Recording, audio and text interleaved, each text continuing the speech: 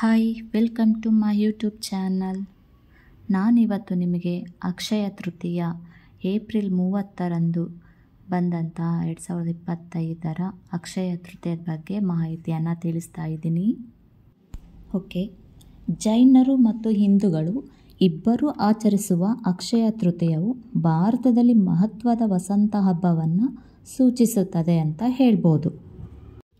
ಇದು ಹಿಂದೂ ಪಂಚಾಂಗದ ವಸಂತ ಅಥವಾ ವೈಶಾಖ ಮಾಸದ 3ನೇ ಚಂದ್ರಮಾನ ದಿನದಂದು ತನ್ನ ಹೆಸರನ್ನು ಪಡೆದುಕೊಂಡಿತು. ಇದು ಹಿಂದೂ ಧರ್ಮಗಳ ಪ್ರಕಾರ ಶುಭ ದಿನವಾಗಿದೆ.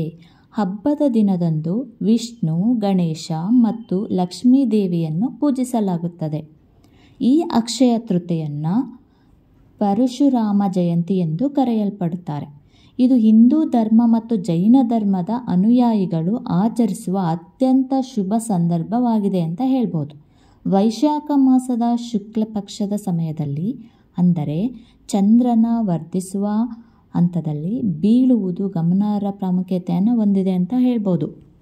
ಸಂಸ್ಕೃತದಲ್ಲಿ ಅಕ್ಷಯ ಎಂಬ ಪದವು ಅನಂತ ಅಥವಾ ಶಾಶ್ವತವನ್ನು ಸೂಚಿಸುತ್ತದೆ. ಇದು ಈ ದಿನದೊಂದಿಗೆ ಸಂಬಂಧಿಸಿದ ಅಪರಿಮಿತ ಅದೃಷ್ಟ ಮತ್ತು ಸಮೃದ್ಧಿಯನ್ನು ಸಂಕೇತಿಸುತ್ತದೆ. ವ್ಯವಹಾರವನ್ನು ಪ್ರಾರಂಭಿಸುವುದು, ಹೊಸ ಉದ್ಯೋಗವನ್ನು ಪ್ರಾರಂಭಿಸುವುದು ಅಥವಾ ಹೊಸ ನಿವಾಸಕ್ಕೆ ಸ್ಥಳಾಂತರವಾಗುವಂಥ ಹೊಸ ಉದ್ಯಮಗಳನ್ನು ಪ್ರಾರಂಭಿಸಲು ಇದು ಸೂಕ್ತ ಸಮಯ ಅಂತ ಹೇಳ್ಬೋದು. ನಾವು ಜೀವನದಲ್ಲಿ ಪ್ರಗತಿ ಹೊಂದುತ್ತಿರುವಾಗ ನಮ್ಮ ಅಗಲಿದ ಪೂರ್ವಜರನ್ನು ಗೌರವಿಸಲು ಮತ್ತು ನೆನಪಿಸಿಕೊಳ್ಳಲು ಇದು ಜ್ಞಾಪನೆಯವಾಗಿ ಕಾರ್ಯನಿರ್ವಹಿಸುತ್ತದೆ ಅಂತ ಹೇಳ್ಬೋದು. ಹೊಸದನ್ನು ಪ್ರಾರಂಭಿಸಲು ಈ ದಿನವನ್ನು ಅತ್ಯುತ್ತಮ ದಿನಗಳಲ್ಲಿ ಒಂದೆಂದು ಪರಿಗಣಿಸಲಾಗುತ್ತದೆ.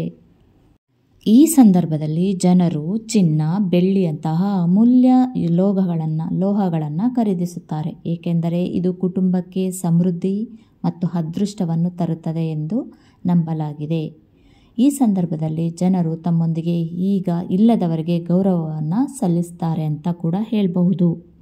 ಅಕ್ಷಯ ತೃತೀಯ ಅಂದ್ರೇನು ಅಂತ ಹೇಳೋದಾದರೆ, ಅಕ್ಷಯ ತೃತೀಯವು ಭಾರತದಾದ್ಯಂತ ಹಿಂದೂಗಳು ಮತ್ತು ಜೈನರು ಆಚರಿಸುವಂಥ ಅತ್ಯಂತ ಮಂಗಳಕರ ಹಬ್ಬಗಳಲ್ಲಿ ಒಂದಾಗಿದೆ. ಅಖಾ ತೀಜ್ ಎಂದು ಜನಪ್ರಿಯವಾಗಿ ಕರೆಯಲ್ಪಡುವ ಇದು ಅದೃಷ್ಟ ಮತ್ತು ಸಮೃದ್ಧಿಯ ಹಬ್ಬ ಎಂದು ನಂಬಲಾಗಿದೆ. ಇದು ಗ್ರೆಗೋರಿಯನ್ ಕ್ಯಾಲೆಂಡರ್ ಪ್ರಕಾರ ಸಾಮಾನ್ಯವಾಗಿ ಏಪ್ರಿಲ್ ಅಥವಾ ಮೇ ತಿಂಗಳಲ್ಲಿ ಭಾರತೀಯ ವೈಶಾಖ ತಿಂಗಳಲ್ಲಿನ ಶುಕ್ಲ ಪಕ್ಷದ 3ನೇ ದಿನದಂದು ಬರುತ್ತದೆ. ಸಂಸ್ಕೃತದಲ್ಲಿ ಅಕ್ಷಯ ಎಂಬ ಪದದ ಅರ್ಥ ಎಂದಿಗೂ ಕಡಿಮೆಯಾಗದ ಎಂದಾಗಿದೆ. ಈ ದಿನದಂದು ಪ್ರಾರಂಭಿಸಲಾಗದ ಯಾವುದೇ ಹೊಸ ಯೋಜನೆ ಅಥವಾ ಉದ್ಯಮವು ಸಮೃದ್ಧಿ ಮತ್ತು ಅದೃಷ್ಟವನ್ನು ತರುತ್ತದೆ ಎಂದು ನಂಬಲಾಗಿದೆ. ಹೊಸ ಉದ್ಯಮಗಳನ್ನು ಪ್ರಾರಂಭಿಸಲು, ಮದುವೆಗಳು, ಹೂಡಿಕೆ ಮಾಡಲು, ಚಿನ್ನ ಅಥವಾ ಇತರ ಅಮೂಲ್ಯ ವಸ್ತುಗಳನ್ನು ಖರೀದಿಸಲು ಇದು ಅತ್ಯಂತ ಶುಭವೆಂದು ಪರಿಗಣಿಸಲಾಗುತ್ತದೆ.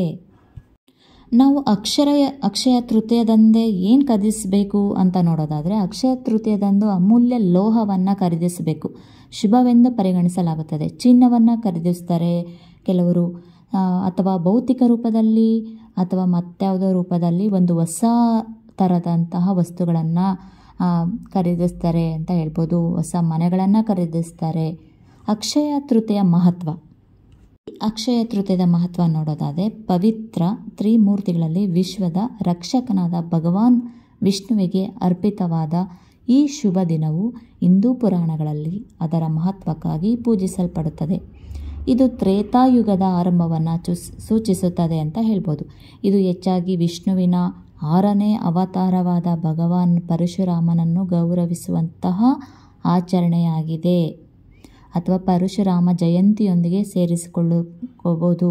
ಈ ಶುಭ ದಿನವು ಶುಭಕರವೆಂದು ಪರಿಗಣಿಸಲ್ಪಟ್ಟಿದ್ದು, ದೇಶಾದ್ಯಂತ ಜನರು ಈ ದಿನವನ್ನು ನೀಡುವ ಅವಕಾಶವನ್ನು ಬಳಸಿಕೊಳ್ತಾರೆ. ವಿಶೇಷವಾಗಿ ಜೀವನದಲ್ಲಿ ಸಮೃದ್ಧಿಯನ್ನು ತರುತ್ತದೆ ಅಂತ ಹೇಳಿ ಜನರೆಲ್ಲ ಚಿನ್ನ, ಬೆಳ್ಳಿಯನ್ನು ಮನೆಗಳಿಗೆ ತರುತ್ತಾರೆ. ಇನ್ಯಾವುದೋ ವಸ್ತುಗಳು ಬೆಲೆ ಬಾಳುವಂಥ ವಸ್ತುಗಳನ್ನು ತರೋದ್ರಿಂದ ಒಬ್ಬರ ಮನೆಗಳು, ಕುಟುಂಬ ಅದೃಷ್ಟವನ್ನು ನೀಡುತ್ತದೆ ಅಂತ ಹೇಳಿ ಭಾವನೆಯನ್ನು ಮಾಡಿಕೊಳ್ತಾರೆ. ಆಚರಣೆಗಳು ಸಾಮಾನ್ಯವಾಗಿ ಯಜ್ಞಗಳು, ಪೂಜೆಗಳು, ದಾನ ಧರ್ಮಗಳನ್ನು ಒಳಗೊಂಡಿರುತ್ತದೆ. ಈ ಸಮಯದಲ್ಲಿ ಬಟ್ಟೆ, ಆಹಾರ, ಅಗತ್ಯ ವಸ್ತುಗಳನ್ನು ಬಡವರಿಗೆ ವಿತರಿಸುವಂಥ ಒಂದು ಕಾರ್ಯಕ್ರಮ ಕೂಡ ನಡೆಯುತ್ತದೆ. ಅದರಿಂದ ಸಹ ಒಳ್ಳೆಯದಾಗುತ್ತದೆ, ಕುಟುಂಬಕ್ಕೆ ಒಳ್ಳೆಯದಾಗುತ್ತದೆ, ಶುಭ ಸಂಕೇತ ಅಂತ ಹೇಳಿ ಜನರು ಬಟ್ಟೆ ಮತ್ತು ಅಗತ್ಯ ವಸ್ತುಗಳನ್ನು ಬಡವರಿಗೆ ದಾನ ಕೂಡ ಮಾಡ್ತಾರೆ. ಇದರಿಂದ ಶುಭ ಪರಿಣಾಮವನ್ನು ಕೂಡ ಆಶೀರ್ವಾದದಿಂದ ವಿಷ್ಣುವಿನ ಆಶೀರ್ವಾದ ಗಳಿಸುತ್ತಾರೆ ಅಂತ ಕೂಡ ಹೇಳ್ಬೋದು.